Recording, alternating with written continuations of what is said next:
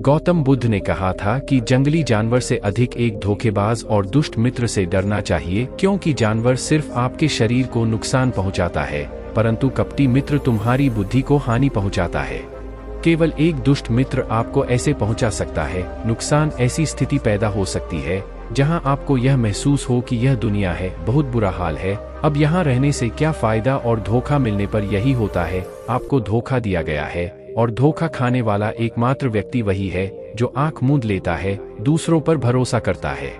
हम किसी पर तुरंत भरोसा नहीं करते, भरोसा धीरे धीरे बढ़ता है, लेकिन एक समय के बाद यह भरोसा इतना मजबूत हो जाता है कि हम उस व्यक्ति के प्रति अपनी आंखें, कान और दिमाग बंद कर लें, और फिर ऐसी स्थिति उत्पन्न हो जाती है कि हमारा सबसे ज्यादा नुकसान होता है। भरोसेमंद इंसान ही हमें सबसे ज्यादा धोखा देता है, और हमारा दुनिया से विश्वास उठ जाता है, और हम हर किसी को संदेह की नजर से देखने लगते हैं। वास्तव में यह दुनिया धोखे पर चल रही है। हम किसी न किसी को धोखा देते ही रहते हैं। हमारे जीवन में कहीं न कहीं दूसरे लोग भी हमें धोखा दे रहे हैं। दूसरों के द्वारा धोखा खाना समझ में आता है, लेकिन हम वर्षों से अपने आप को धोखा दे रहे हैं। हम ऐसी चीजों के बारे में खुद को समझाते हैं ताकि हमें सच का सामना न करना पड़े। विश्वासघात या विश्वासघात दोधारी तलवार की तरह है।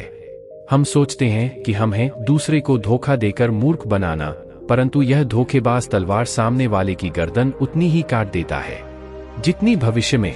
दोस्त, आज की बौद्ध कहानी के माध्यम से हम सीखेंगे कि कैसे धोखे और विश्वासघात से खुद को बचाएं, और वीडियो के अंत में हम ऐसे 10 संकेतों के बारे में जानेंगे जो धोखेबाज और झूठे व्यक्ति में पाए जाते हैं। एक युवक गुस्से में पहाड़ी से कूदकर आत्महत्या करने जा रहा था। जैसे ही वह पहाड़ी की चोटी पर पहुंचा, चिल्लाया, यह दुनिया इतनी बुरी क्यों है? यहाँ और अब वहाँ हर कोई इतना स्वार्थी क्यों है? क्या मेरे जीने का कोई मतलब नहीं है? एक बौद्ध भिक्षु अपने ध्यान में लीन थे। युवक की तेज और गुस्से भरी आवाज सुनकर वह ध्यान से उठ गया। वह तुरंत समझ गए कि यह युवक यहाँ आत्महत्या करने आया है। मनुष्य पहाड़ी से कूदने ही वाला था कि बौद्ध भिक्षु ने उसका हाथ पकड़ लिया और उसे पीछे खींचते हुए पूछा कि क्या हुआ? हो गया, आगे का रास्ता। युवक ने कहा कि कौन सा रास्ता? यहाँ कोई रास्ता नहीं है, मैं यहाँ से कूदकर आत्महत्या करने जा रहा हूँ। बौद्ध भिक्षु ने कहा कि एक दिन सभी मरना है, लेकिन तुम इतनी जल्दी में क्यों हो? युवक ने कहा, क्योंकि यह दुनिया रहने लायक नहीं है। यहाँ हर कोई स्वार्थी और धोखेबाज है। जिस पर मुझे भरोसा था मुझे धोखा दिया। मेरे अपने भाई ने मुझे धोखा दिया, मेरे दोस्तों ने मुझे धोखा दिया, लेकिन आज मैंने अपनी हद पार कर दी।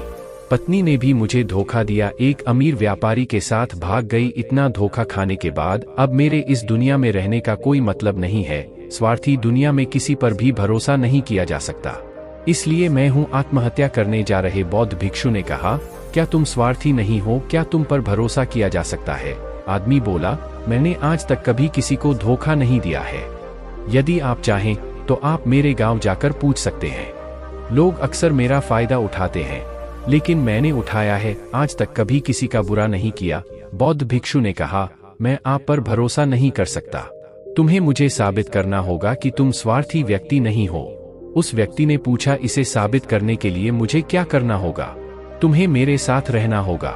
मैं अगले 1 वर्ष तक मेरे आश्रम में ही रहूंगा, तभी मुझे पता चलेगा कि आप ईमानदार व्यक्ति हैं या नहीं, या फिर आप भी दूसरों की तरह स्वार्थी और धोखेबाज हैं। उस आदमी ने कहा, ठीक है, मैं करूंगा। 1 वर्ष तक आपके साथ आपके आश्रम में रहूं और अपने आप को सिद्ध करूं। बौद्ध भिक्षु उस व्यक्ति को अपने आश्रम में ले गए और अपना शिष्य बना लिया। अगली सुबह बौद्ध भिक्षु ने नए शिष्य को अपने पास बुलाया और कहा, मैं करता हूँ तुम पर विश्वास नहीं है, लेकिन तुम फिर भी जाकर भिक्षा मांगते हो। तब तक मैं लूंगा अपने अन्य गुरु भाइयों को पढ़ाएं। उस युवा शिष्य ने गुरु को प्रणाम किया और भिक्षा मांगी गया। आज से पहले उसने कभी भी भीख नहीं मांगी थी, इसलिए उसे भीख मांगने में बहुत परेशानी हो रही थी। उसके मुंह से याचना के लिए शब्द नहीं निकल रहे थे। उसका अहंकार उसे रोक रहा था, लेकिन उसके अंदर एक अहंकार जाग रहा था। उसे गलत साबित करने के लिए उसने मिन्नतें की और वह भिक्षा लेकर स्वामी के पास लौट आया। उसके हाथ में भिक्षा देखकर स्वामी कहा कि आप कुछ हद तक भरोसेमंद हैं। मैंने तो सोचा था कि तुम भीख नहीं मांग पाओगे, लेकिन तुमने मुझे गलत साबित कर दिया। मेरी झोपड़ी में आओ, मैं तुम्हें वहां कुछ दिखाना चाहता हूँ। गुरु शिष्य को अपने साथ अपनी कुटिया में ले गए। वहां झोंपड़ी के ऊपर एक मटका लटका हुआ था। गुरु ने लोटे की ओर इशारा करते हुए कहा, क्या आप उस बर्तन को देखते हैं? उसमें जहर है, और जहर ऐसा है कि अगर यदि इसे किसी व्यक्ति को दे दिया जाए तो वह व्यक्ति बहुत ही आसानी से मर सकता है, और किसी की भी नहीं यह भी पता चल जाएगा कि उसकी मौत कैसे हुई। युवा शिष्य ने कहा, लेकिन गुरुदेव, आप क्यों हैं? मुझे ये सब बता रहे हो? साधु ने कहा, मैं तुम्हें केवल चेतावनी दे रहा हूँ, इसे भूलकर भी नहीं खाना चाहिए। कुछ दिनों के बाद गुरु अपने शिष्यों के साथ जंगल से गुजर रहे थे, तभी अचानक कुछ लुटेरों ने उन पर हमला कर दिया। सभी शिष्यों पर हमला होने के बाद अपनी जान बचाने के लिए इधर उधर भागने लगे, लेकिन बौद्ध गुरु वृद्ध हो गए, दौड़ने में सक्षम नहीं था। इस युवा शिष्य को इसका अनुभव हुआ और उसने वीरता का परिचय दिया, अपने गुरु को डाकू से बचाया और आश्रम ले आए।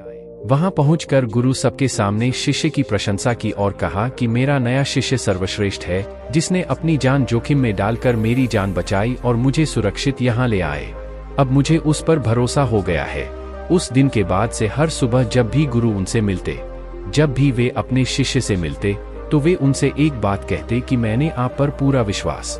धीरे धीरे गुरु का उस शिष्य पर विश्वास बढ़ता गया और बात बिगड़ गई, इतना बढ़ गया कि एक दिन गुरु ने शिष्य को अपने पास बुलाया और कहा कि मेरे कोई पुत्र नहीं है, लेकिन तुम मेरे बेटे जैसे हो।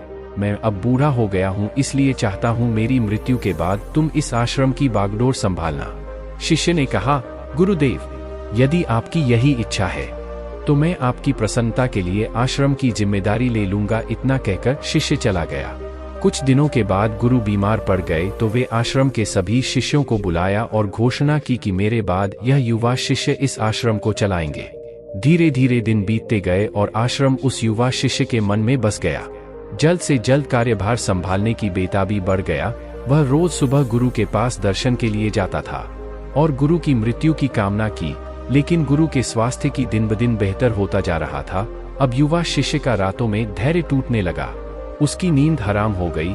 वह हमेशा यही सोचता रहता था कि गुरुदेव को कैसे रास्ते से हटाया जाए, इसके बारे में किसी को पता नहीं चलेगा। कभी कभी उसके मन में गुरुदेव को नदी में धक्का देने की बात आती, लेकिन अगले ही पल वह एहसास हुआ कि गुरुदेव एक अच्छे इंसान थे, वह तैराक है और तैरकर बाहर आ जाएगा। कभी कभी वह सोचता है कि गुरुदेव का गला घोंटकर मार डालूंगा। सब जानते हैं कि मैं गुरुदेव का हूँ विश्वास पात्र, इसलिए मुझ पर किसी को शक नहीं होगा। लेकिन फिर वह सोचता है कि अगर थोड़ी सी भी गलती हो जाए तो बात बिगड़ सकती है। मुझे कोई रास्ता खोजना होगा जिससे गुरुदेव की मृत्यु हो जाएगी और सभी को लगेगा कि यह स्वाभाविक मृत्यु है और यह परमेश्वर को स्वीकार्य था। एक दिन युवा शिष्य गुरु के पास उनकी कुटिया में बैठा था। तभी उसकी नजर ऊपर लटके बर्तन पर पड़ी। उसे याद आया कि गुरुदेव ने तो कहा था उसमें जहर था, और जहर ऐसा था कि किसी को पता नहीं चलेगा।